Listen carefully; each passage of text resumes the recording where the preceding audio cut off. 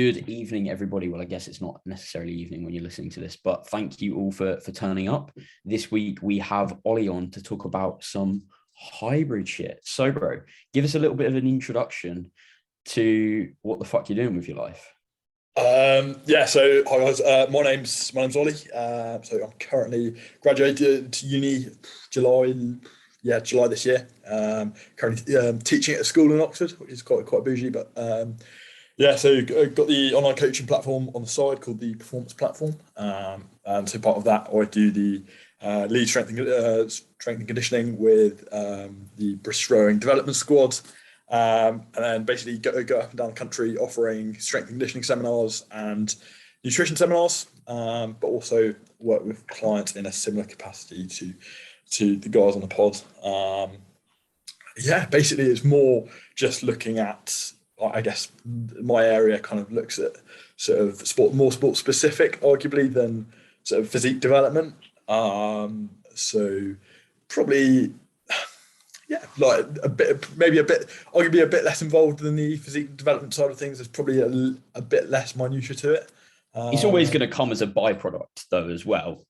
Like it's not like you can only do one or the other. But yeah, it sounds like you're doing some serious adult shit. So, what does the teaching job sort of involve on a day-to-day basis? Well, I mean, so my main remit, so I'm known as the grad assistant for sports, so I help across the whole board in sports. Main sports being rugby and rowing, are my two sort of specialist areas.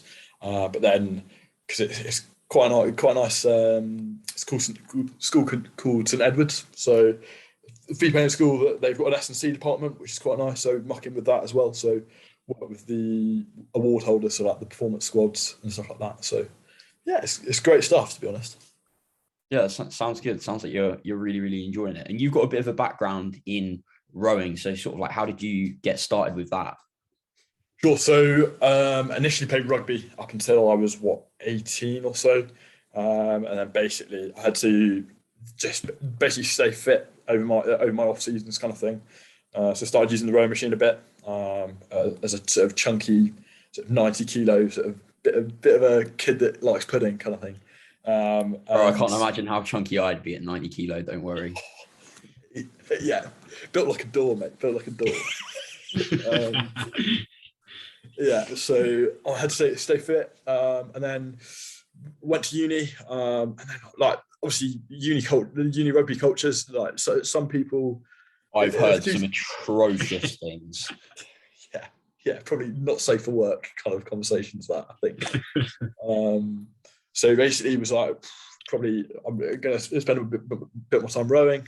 So with that, within rowing, there's like lightweight side and heavyweight side. And yeah, I went from 80, basically I was too light to be heavyweight basically, because I'm not tall, but I'm not small, but I was too heavy to be lightweight. So I had to make one decision or the other. So went the calorie deficit, hate my life route of for 86. Anyone that's seen Ollie's Instagram, man got fucking peeled. Like it was crazy. Is that when you started working with Matt? Yeah, so it wasn't actually straight away. So in my first year, I had a nutritionist through the uni. She was great. She was really, really good. But so during obviously second year was for COVID, so kind of like she was busier and I basically needed to reach out and needed that accountability. So I went from 86 to, I think my lowest weigh-in was like 69.9 kilos. Fucking hell. Yeah. So I was You're not considered just getting on stage then, like. That's the thing. Like, I mean, I would show the photos though, but I was like hating life at this point. It was a pretty miserable time. And yeah, Matt, if Matt's listening to this, he'll probably vouch for how miserable I got. Like he was like on one of my check-ins, I remember him saying it, he was just like, mate, you sound broken. But yeah, great. Yeah, so rode lightweight up to my final year of uni, and then so did all right on the rowing side of things. Won British uni champs, got a gold and silver. Just casually. Man. It was all right, but yeah. So Jeez. Yeah, there was a reason to it, but I just hate my life. So I've decided now to just enjoy my life, go heavyweight, and just enjoy it basically. So So what's the weight discrepancy between lightweight and heavyweight for like your height? I don't know if that comes into it. So naturally, rowers are like have anthropometrics that like they're big guys, but to be a small rower is 6 foot basically. So what you're saying is I won't make it onto the team. Mate, your heart is 6 foot though. Your heart is, you got a big heart, mate, and that's what matters. We can break your femur and see what we can do, but yeah, definitely we'll get yeah. Maybe one day I can get to like 5'5" or something good. Hey. I can just do loads of dead hangs, mate. It's scientifically proven. The Chris Bumstead protocol. Yeah, I was gonna say, yeah, didn't Chris Bumstead do that and he got like an inch taller or something from what's it called, the inversion table? Yeah. Let's How badly do you want that inch, Luke? How badly? Bro, an extra inch will always be taken. That's like a 10% gain. Jeez. Fuck's sake. What was the like hardest part of cutting down to make the weight cap then? I tell you what, like I just enjoy a bit of a social. Love a bit of social, like as any uni student does. And also, like there came to a point when actually, like my relationship with food was actually like pretty rubbish, to be honest. And that's where Matt did his job wonders. Like he really I went from to be honest, if I'm absolutely transparent, like borderline eating disorder central kind of thing. Like had I been dealing with it on my own, to like really just a massively improved relationship to it. And so like missing out on social events was probably one thing, but also like the side that's probably not spoken about it is like the hormonal issues that can come with it as well. Like, as you said, like I was peeled, and like, yeah, I look back and I look back at photos and I'm like, Jesus Christ, like that's just, yeah, not a good look. So yeah, probably missing out on socials was probably a big side, I think. Yeah, especially for people at uni, like that's a huge thing. Most people I know, uni-wise, go out at least once a week. Like fully. Yeah, I mean, I don't know about you guys. Like, I've got a few clients that are just negotiating that balance, and I think like, I've seen a few posts and stuff. Like, how do you guys go about managing that best? I mean, like, obviously everyone has their different ways of dealing with it individually. Like, what do you guys suggest to your clients and stuff? Great question. So do you mean in terms of like managing alcohol intake or like frequency, or what to do to make sure you're not like absolutely fucked the next day? Yeah, of everything really, because obviously that's kind of like the whole package. Because like, yeah, I remember I had an endurance athlete being like, so yeah, can I? Yeah, is it all right? Like, I had a really good night, but I used the whole elf bar, and I'm like, firstly, why are you using an elf bar as an endurance athlete? Like, I was like, come on now. So like, no judgment, but I was like, we can put in place to go for better options here. But yeah. So yeah, what do you guys hire vape in one night is quite impressive. That is mad. That is mad. Lungs of steel, mate. Not anymore. No, his lung actually collapsed now, so it doesn't work. One lung. Well, I'll let one of the other two boys answer that because I've spoke loads already. John, do you want to take it away from the dark corner of the internet that you're currently presiding on? The dark corner. I can't believe you turn your light back on. Nobody wants. We know the situation. I think if we throw it back, was it episode 1 or 2 when we covered this about going out and drinking? I think it was a bit of both. We did drinking. We haven't done. We kind of just did drinking. I think that was it. Yeah.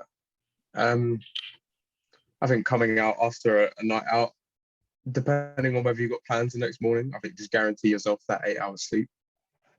Maybe dose up on some vitamin C. Give yourself a bit of a kick. Nice bit of vitamin boost. I guess as well, of staying up late, your circadian rhythm's kind of going to be messed up, and then the next couple of days you're going to be going to bed a bit later and later.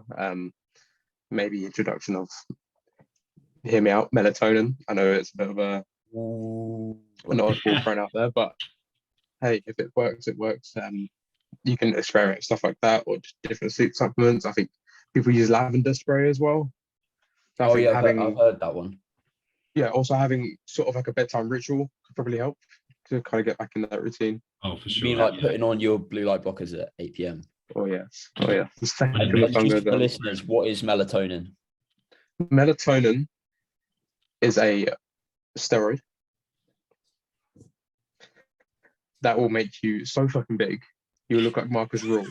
And For a sec, I was like, it- I swear it's not. I was like, hang on. I was like, am I being thick Where's here this or going? what? Yeah, you As- said it's so- so certain. yeah.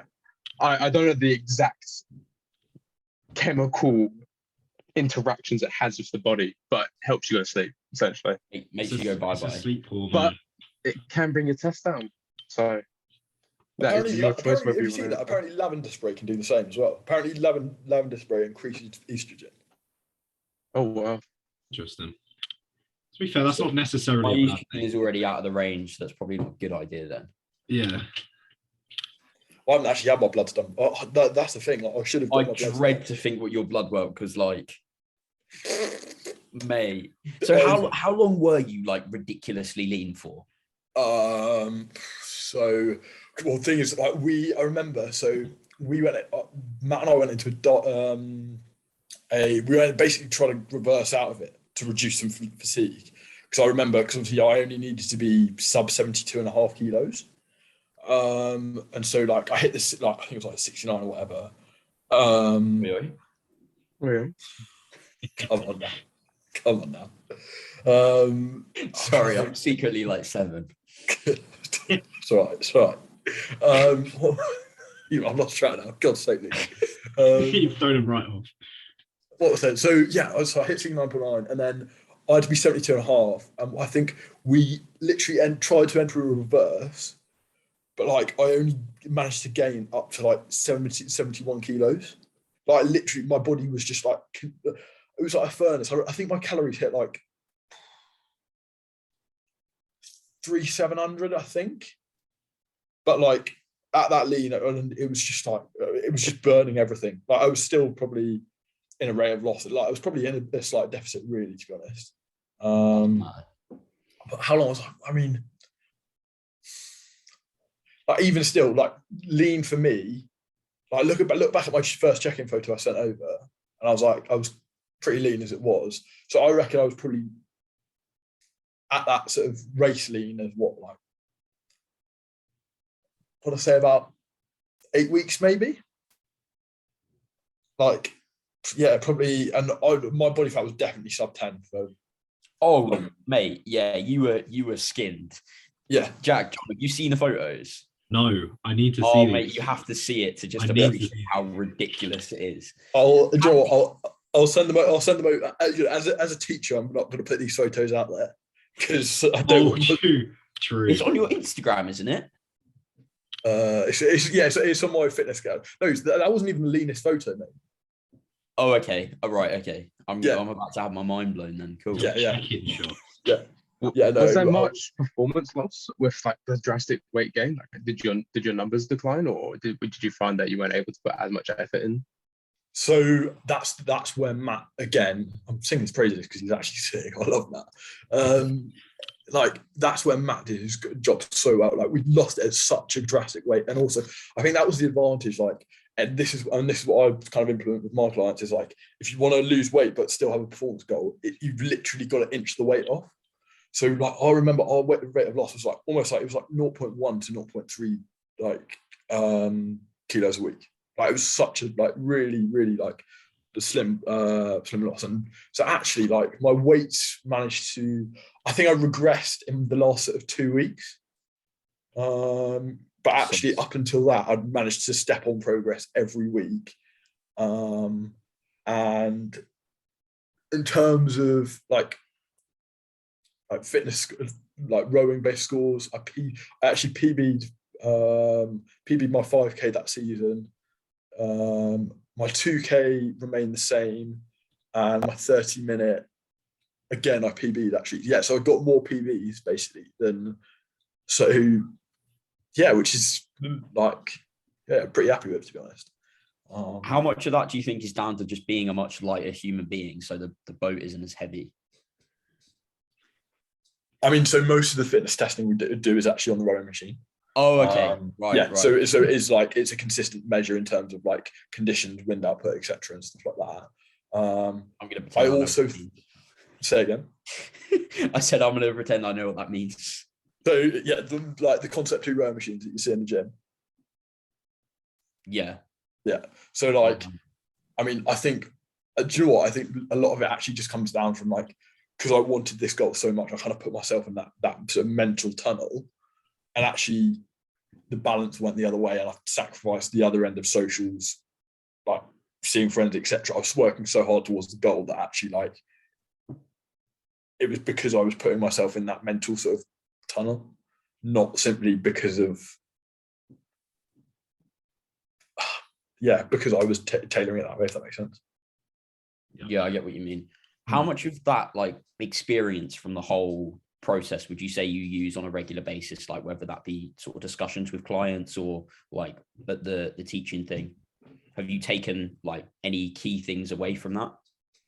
I've definitely taken away that if I want to work towards something, I can absolutely. Like, I'd always pride my work ethic in terms of like I'm not going to be outworked, kind of thing. So, and you know, it was a big loss, and actually, I look back at the mental kind of place I put myself in to achieve what I wanted to, and that was really positive. Definitely in terms of like actually getting the balance wrong, I like now I'm on the other. Like, I would say I'm living my life with the best balance it's been in a long time.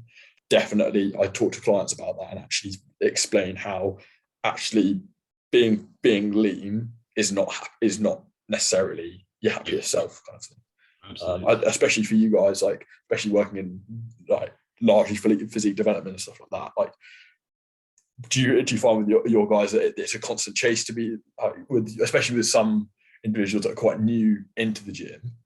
Do you guys find that it's the chase of like, I just want to be lean and look sick and have a six pack, and instead of that performance element in terms of like quality of movement, etc., and the stuff, the concrete blocks, as opposed to this overarching thing of like I'm lean? If people are okay with me going first, Oh, Jack, you're actually not allowed to speak. Yeah, sorry guys, I'll leave. I think with a lot of guys, especially starting off, the tendency that I see is that they're already on a leaner side and they want to stay in that leaner side. So I tend to see more of the people that I onboard who are newer are looking towards pushing the scale up, but a reasonable amount. And so I think, yeah, a lot of people are definitely performance focused, but leanness does definitely play into it. So if guys are gaining a little more quickly than they'd like to, or if it's the back end of a push, and they've already gained some element of fat and they start to get uncomfortable, even if numbers then start to really push up, they might get uncomfortable. So I'd say it's less of a pursuit of being lean and more this wanting to hold on to what they have, well, kind of eat their cake and have their cake and eat it too. You know, they want to stay lean, but they want to get heavy. But yeah, it's very person dependent, I'd say. What do you guys think? Yeah, I would say I get a mix of sort of people who want to build muscle long term, but at the moment they've got a little bit too much body fat for that to be the first choice, if that makes sense. So get a little bit leaner and then go into that sort of phase that Jack's talking about, in the sense of getting bigger, getting stronger, building some muscle tissue. Yeah, it's such a fine line, isn't it? And like actually, like having that healthy level of body fat is just so important. Yeah. Kind of thing. You know, that's Yeah, not like obviously not.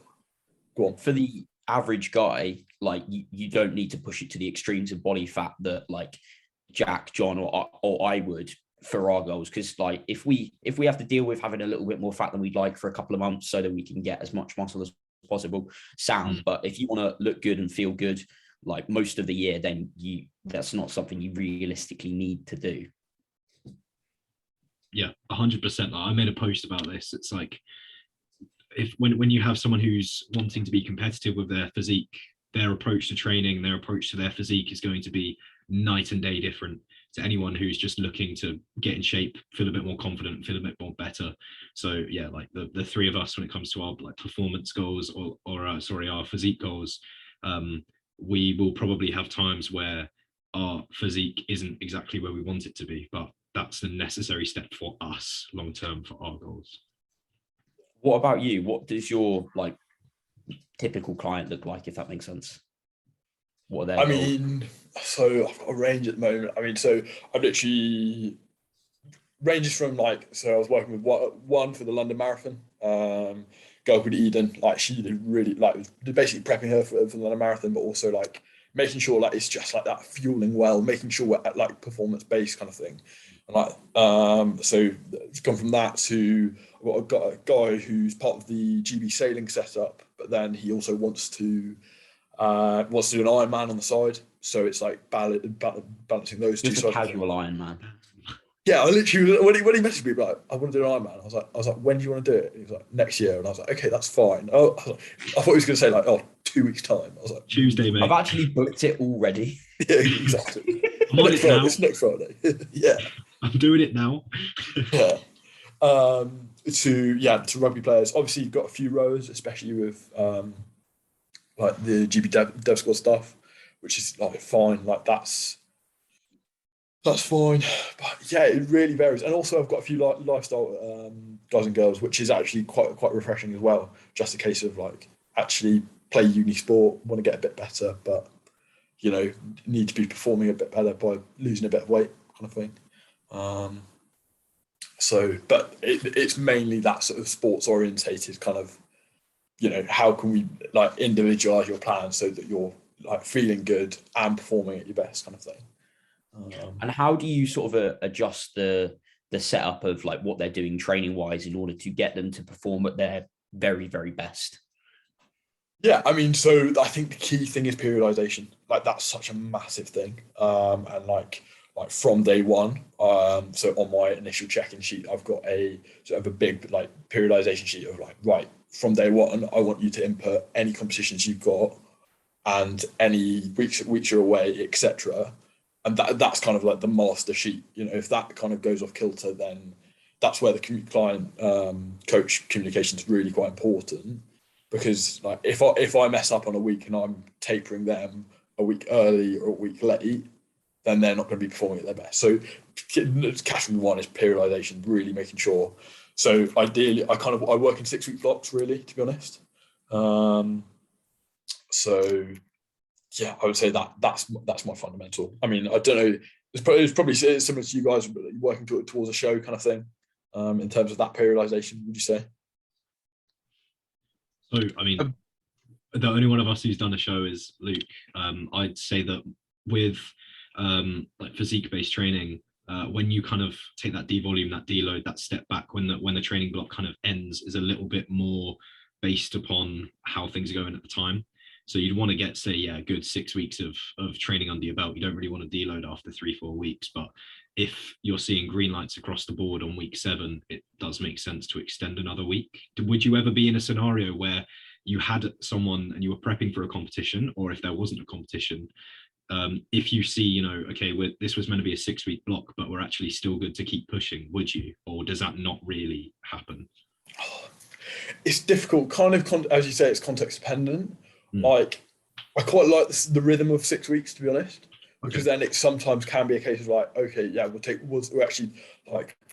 almost preemptively take one step back, but then like, I always kind of, you know, that 6th week often, with one of my girls, it was, like, I call it Hell Week kind of thing. Like, you know, I'm really gonna, you know, I will push you a bit hard, push people across the board just to, you know, and if we overstretch on that 6th week, perfect. Like almost like that's what training's for. You know, we really want to find that actual like upper limit and kind of address loading from there. No different from you guys training to failure.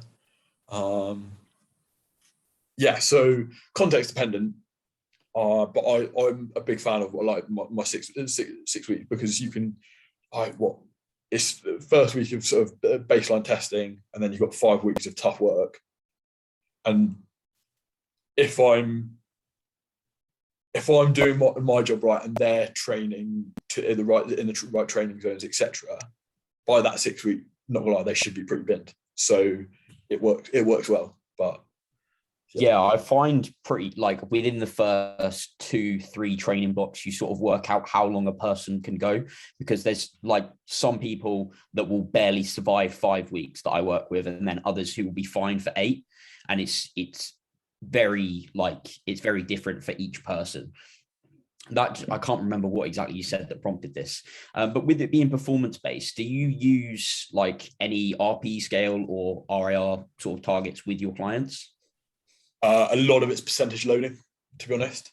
So so like I do a lot of, let's say for example, like back squat, like initial block, I'll do like a 5 rep max kind of testing, address stuff like that. But also like, especially with endurance athletes, like heart rate training is pretty fundamental. So that kind of naturally sets the sort of the intensity for it, kind of thing. You know, if I'm saying I want you training in zone 2 and then they go off and train in zone 4, well, they're making the session, A, it defeats the point of why I've set the session, but B, that they're just going to absolutely tempt themselves into a whole new level of fatigue.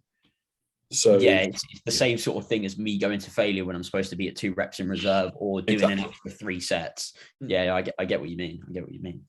But yeah, I suppose you guys, the only time you use heart rate is what, cardio in season. Is that the case, or? My heart rate was 166 beats per minute on the pendulum today. Jesus, man. Just working set. How many reps away from failure? I would say probably 1. It was a 12 rep set. I'm trying to think. Yeah. Ages ago, I remember I sent you a heart rate chart, and you were like, "What is going on?" Yeah, I remember yours. There was like some shit in the 200s, wasn't there? Jesus, lad. Yeah, I was like, this guy is on a mad one. I'll find the video of me passing out on the row machine. That's a heart rate PR. That is the blood pressure PR. I reached 195 during a Wingate test the other week. What's that? It's 30 seconds on one of the magnet bikes. Which ones are they? I don't know what they're called. I love the red and black ones. The CrossFit bike. The Watt bike. Like a penny. Like the Concept 2. Oh, bike. Yeah. I think I know what you mean. I don't think I'd last that long. Yeah, 15 seconds.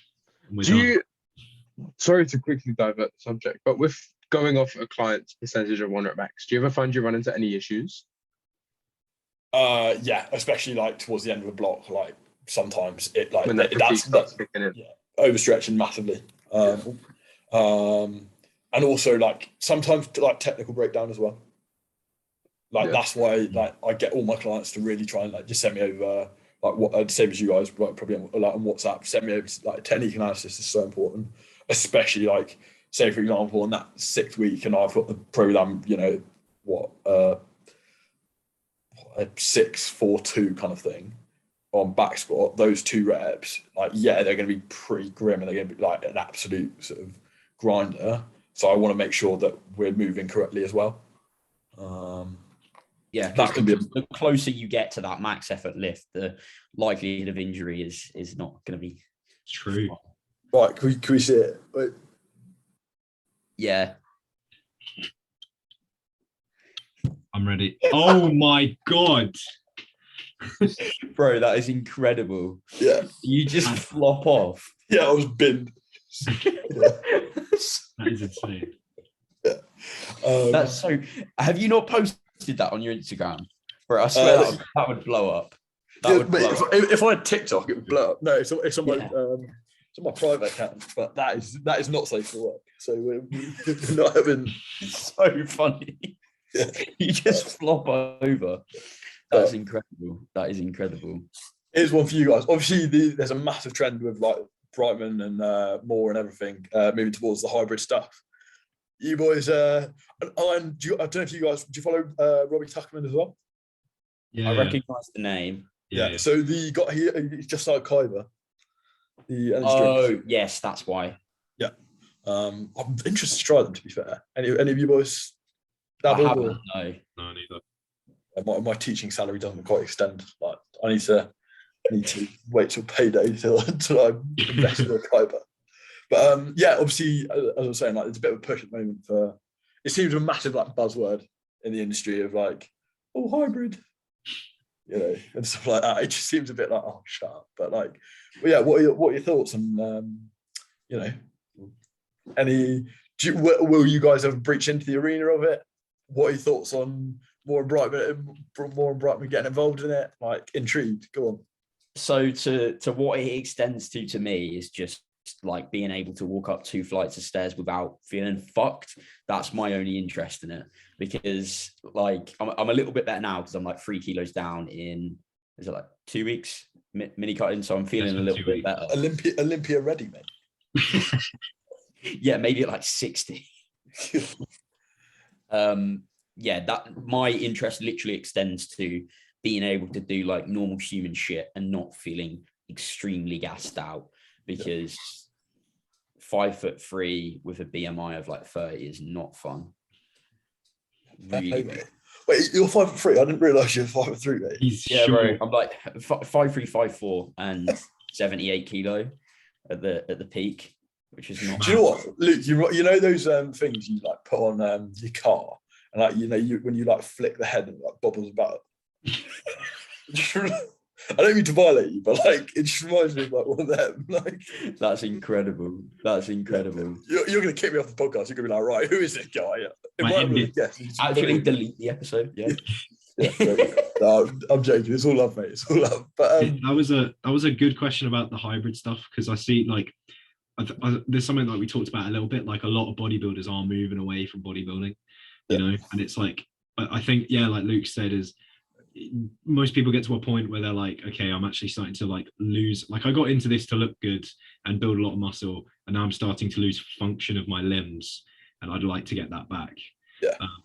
I think it's like the way that I think about it personally is I've never been crazy heavy or really suffered. I've always been like on the leaner side, so I've never like had that experience of like I still want to be a big human.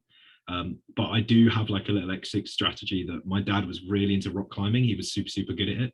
And so my kind of in my head, whenever I retire from bodybuilding, probably at the age of like next year, I'm gonna like my goal is to like focus on rock climbing, because again, you have to be very light. So then that's a good healthy target to like shred down to and lose a bunch of muscle for. John, you got any thoughts about being like doing a hybrid? I know you had a background in other sports as well. I think they just don't want to call it CrossFit and be called out for it.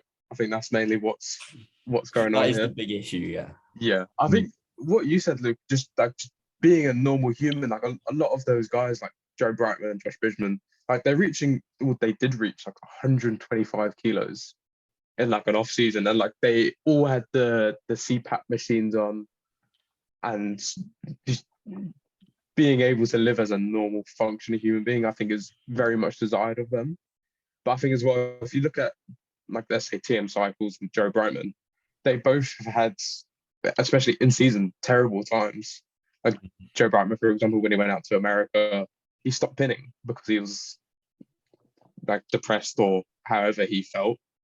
And I think this is kind of the perfect scapegoat for them, because they're still able to go out and exercise. A lot of them are coming off steroids as well. I think good, brilliant. Yeah, I think they're using it as sort of not necessarily a scapegoat, but a new venture in life, something else they could put their effort and time into. Yeah. Bit of a refresh, I suppose. Yeah, I think it's quite exciting, really. I think it's interesting.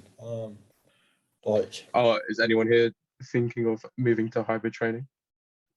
Luke, you little nimble fucker. No, I agree.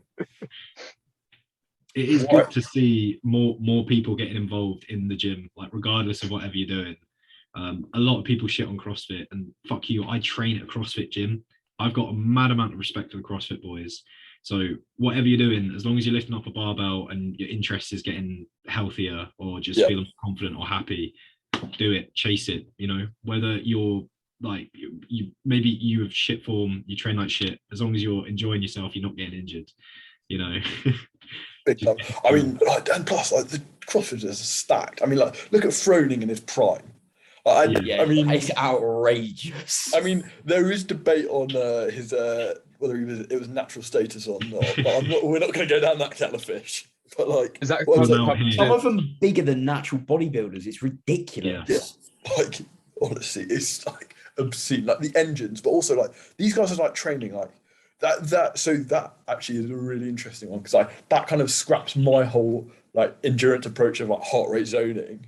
Like, these guys are training like top end threshold sessions for like 3-4 days, 3-4 sessions a day. And their recovery must be mental. Steroids, man. Yeah, that is. They do shit that none of it, like, we could only dream of. But Like yeah, those- I think it takes a whole different fucking breed of crazy to put yourself through hell for like minutes, like half an hour in endurance shit. Like we do it for a minute tops in a fucking Yeah. set, and then we have like 4 minutes off. And Like go home to our big bowl of cream of rice. Good Jack's so food focused. Are you banging cream of rice at the moment? Oh mate, yeah. I'm What flavour you got? on 3,500 calories. I'm like hungry. All I dream about is cream of rice. What Mr. flavour? Digestion over here.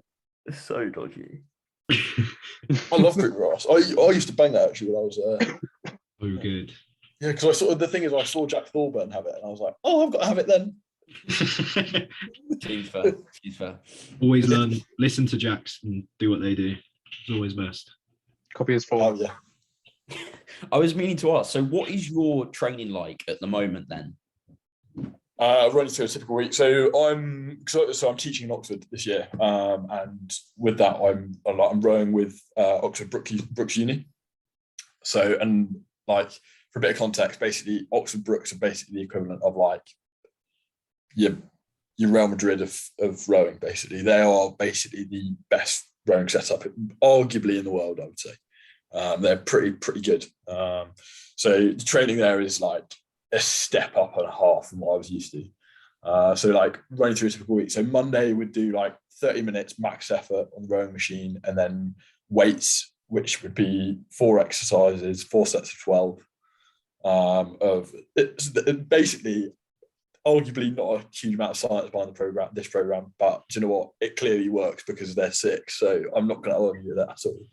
So yeah, Monday 30 minutes max effort row, and then 4 sets of 12, 4 exercises plus 40 pull-ups, and then any rest you take in between your sets, you're doing exercise of core. Tuesday would be 12k on the rowing machine in the morning, and then 90 minutes on the bike in the evening. Wednesday you do the same weight session again, plus an 18k out on the water. Thursday you probably do it'd probably be like 20-minute bike, 20-minute rowing machine, 20-minute bike, 20-minute rowing machine. Friday you've got off, which is quite nice. Saturday it'd be 18k on the water, followed by the same weight session again. Saturday. Do you do the same exercises for the same reps 3 times a week? Yeah, and then what would those exercises be? It would be squat, bench pull, lunges. What do you mean bench pull? Say again. We What do need you mean clarification on the bench pull. Yeah. Basically, like imagine like dumbbell chest supported row. But like I see. Yeah. And then Sunday you're doing 18k on the water, and then you got about half an hour off, and then you're doing another 12 to 16k of like hard work. Oh, Baffled. Like literally, I'm eating so much at the moment, I just can't put weight on. Like I'm literally but also I think it's just me being a pussy in terms of like not actually wanting to bump my calories up. But that's a separate argument. Where are What's you you at? do that? Where are you at? I'm at 4,500, and Oh, yeah, mate, and I'm still dropping. My rate of loss I'm still losing 0.3 of a kilo a week. I'm jealous.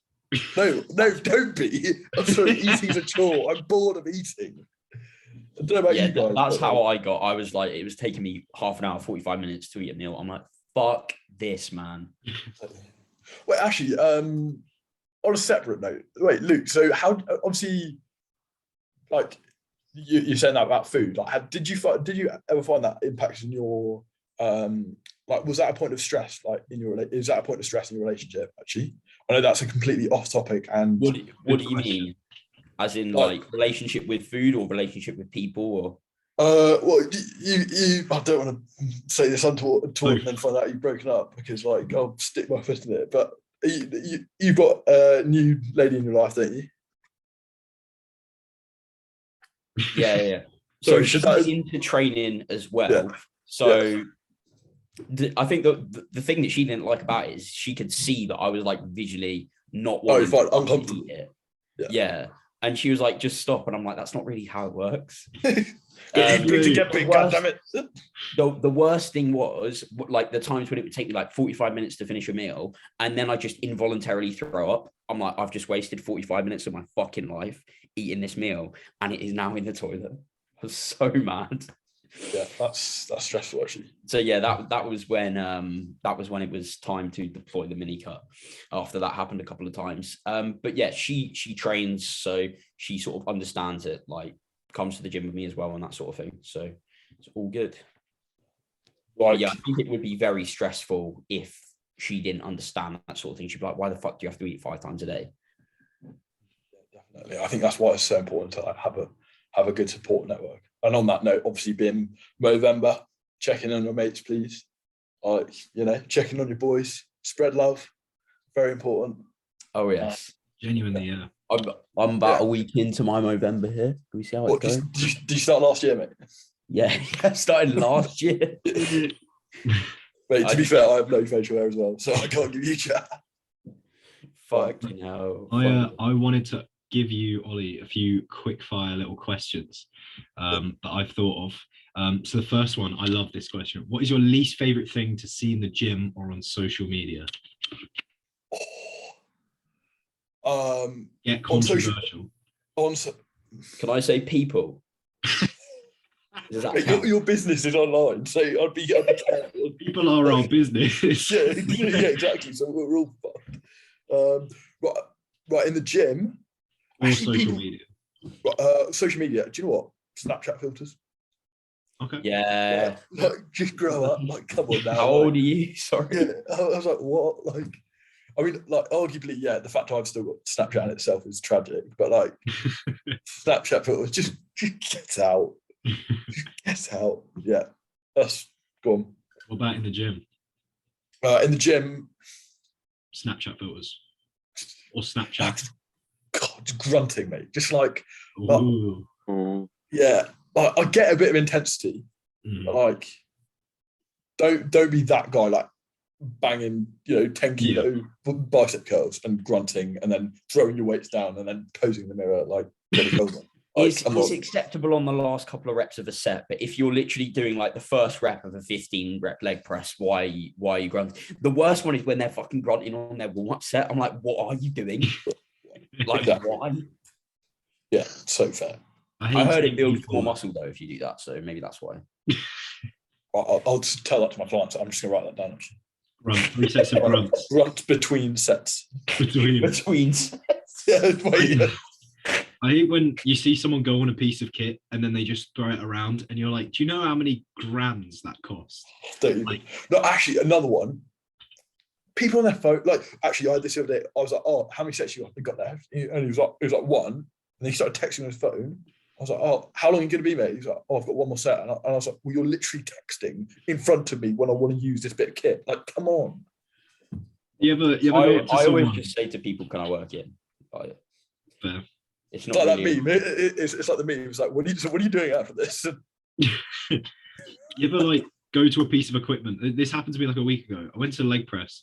2 people stood there using it, chatting to each other. I was like, right, guys, how many sets you got left? And they're like, I don't really know. Like, probably be like another, like, I don't know, like 10, 15 minutes. actually, we're done.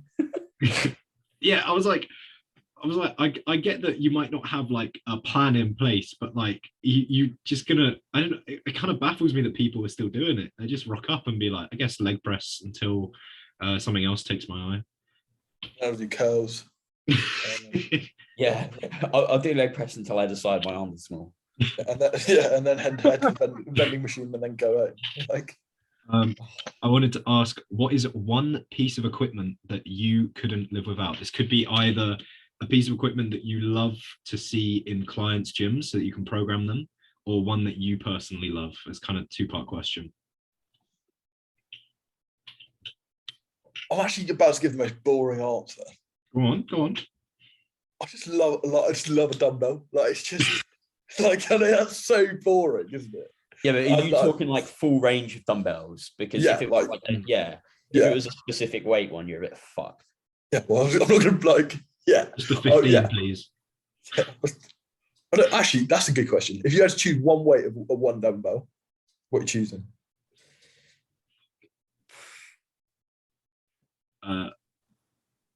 12.5, because then you've kind of got arms and shoulders covered off, and I don't think I don't think there's any other exercises that I'd want to do with one dumbbell. Like I wouldn't want to do a one dumbbell RDL. I wouldn't really want to do a one dumbbell. You can have a pair, bro. Are you saying a pair or one dumbbell? No, you just got to choose one dumbbell. Actually, Yeah, one. It's just gonna be really annoying. Yeah, then a 12, because I'm doing arms and I'm not going to do legs or back or fucking pressing. If it was one piece of equipment, it would have to be a cable stack, and I'll just move to men's physique. Yeah, Leg extension with a cuff. Fuck off. Hey, I did that during when at first year uni, all I had access was the uni gym. So I set up a bench and I put my leg, I like sat on the bench, and then I had a cable cuff connected to my ankle and then connected to the stack, and then I just leg extended. oh, that reminds me of lockdown training. Like, Oh my god, my lockdown leg extension was fucking ridiculous, man. It was so I was sat like on my desk, and then I had a band hooked around the back of the desk so it would come up as well. And then I sort of outgrew the band, so then I added a dumbbell to it as well. It was fucking ridiculous. there. God, to be fair, I look back at lockdown. I wasn't shafted too badly. I don't know, like, so I moved back home, and like, so I was because my mate's dad was selling his gym. So what I did was I just basically bought the surplus kit and then sold it on for more. So actually, it wasn't too bad. In hindsight, I definitely should have bought a bench and some dumbbells. But yeah, in answer to your question, Jack, I'm saying a 30-kilo dumbbell. Specifically 30. Yeah. Just for carbs. You'd be a bit fucked warming up for that, bro. Like, what are you gonna do? Like a couple of doubles all the way up? Yeah, to be fair, actually, like, what can you do? No, you can start by pressing just one of them, and then you can add the second one in. Yeah, to be fair, but two-handed. Oh, mate, fucking, that's one of my most hated things when people are doing plate presses. That pisses me off. Oh, but bro, they're sick, bro. Yeah, but you have so many options. You've literally got fucking 2 converging chest presses. You could use some dumbbells like a normal human being. You can use a barbell if you want to. But no, you fucking use a plate like this. John, give us your one. Come on. I know you've got some brewing in there. Can you see it brewing on my mind? Yeah, I see you desperate to chirp in. I would definitely pick a 12.8 kilo dumbbell. Because then I'd know I'm stronger than Jack. It's got me there. Yeah, that's fair. Give us some social media pet peeves and gym ones. I know we all have social media ones because we have a little catabolic group chat and there will be posts put in there. We just send shit to it that we hate so much. Because it's less toxic than like fucking being mean to people online. To just be like, look at this. Isn't this wrong? I think that just pisses us all off more though. Oh yeah.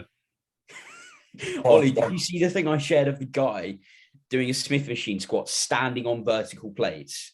I was like, are you broken? Like, but also, like, yeah, I saw that. I was like, It's so ridiculous. I literally saw it. I was like, that's enough internet for the day. I was like, I'm done, mate. I'm done. Get my blue light blockers. I'm going to bed. Like, yes, I'm out.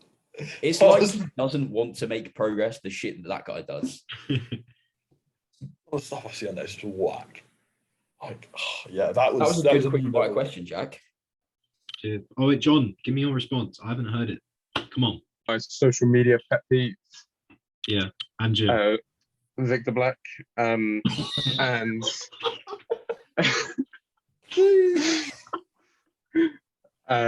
In the gym, I think a lot of it at the minute is people not putting their weights back. It's becoming quite a hassle for me, especially at the uni gym. And people leave a 10 kilo and then a 25 on top of it on the hack squat. And it's like, well, there goes my gains for the day. Can't even fucking walk into the gym and begin to start the process of gaining muscle. First, I have to deal with other people's muscle before I can get to my own. Yeah, that is fucking irritating. Big one. That is a big one.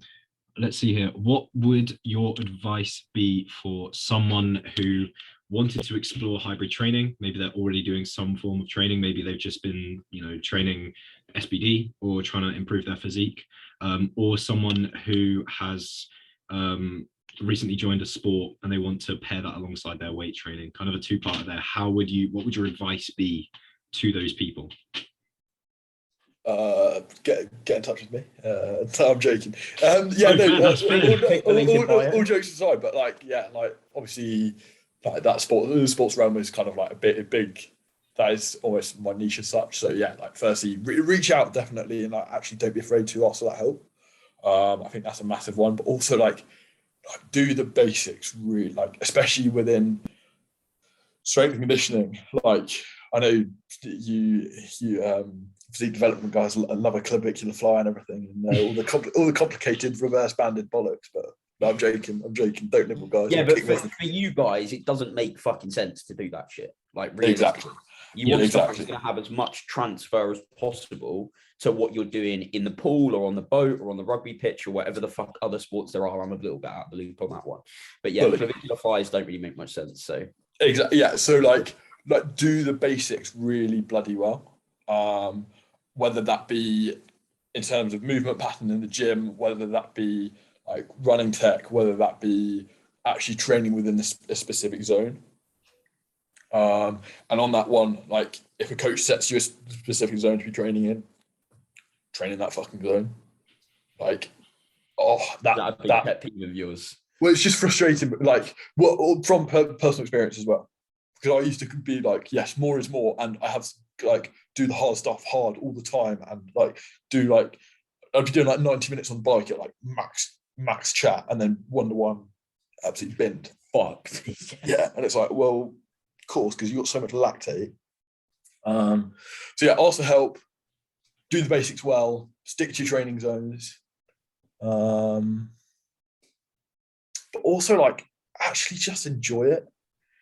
Do you know what I mean? It's so everyone, I'm sure, has a competitive inkling in somewhere. I'm so competitive, and sometimes I just need to remind myself, actually, I'm actively choosing to do this sport, and it is a choice. So if I'm not enjoying it, I don't have to fucking do it. If I don't want to, a big quote that stuck by me is you can choose your hard, you can choose your difficult.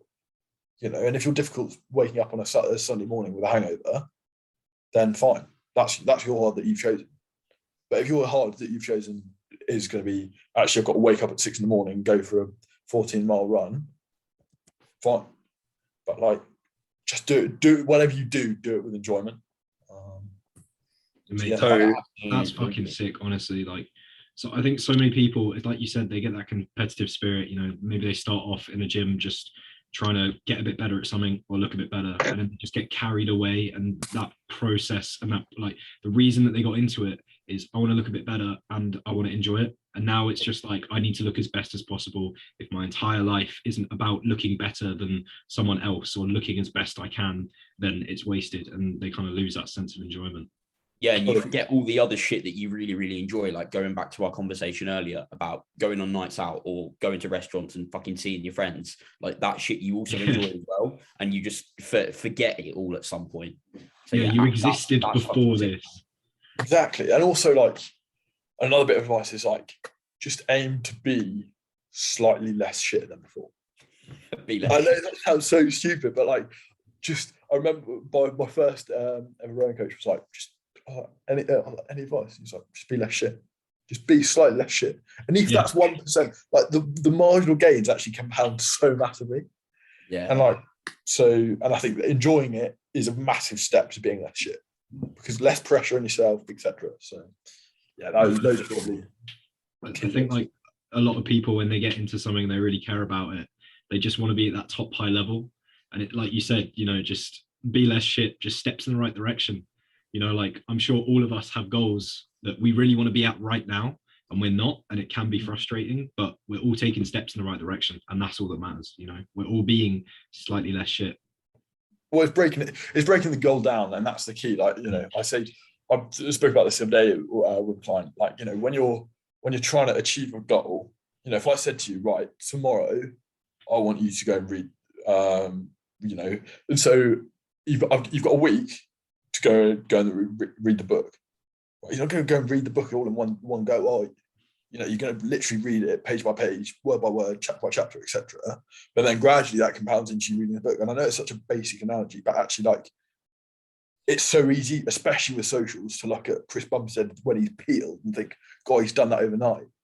But actually, it's just that compounded effort of being less shit that results in you just being less shit. Poetic. Wow. Yeah, it's like what makes a good workout. So it's not, oh, did I have a good workout? Yes or no. It's, was set number 1 good? Were all the reps in that set good?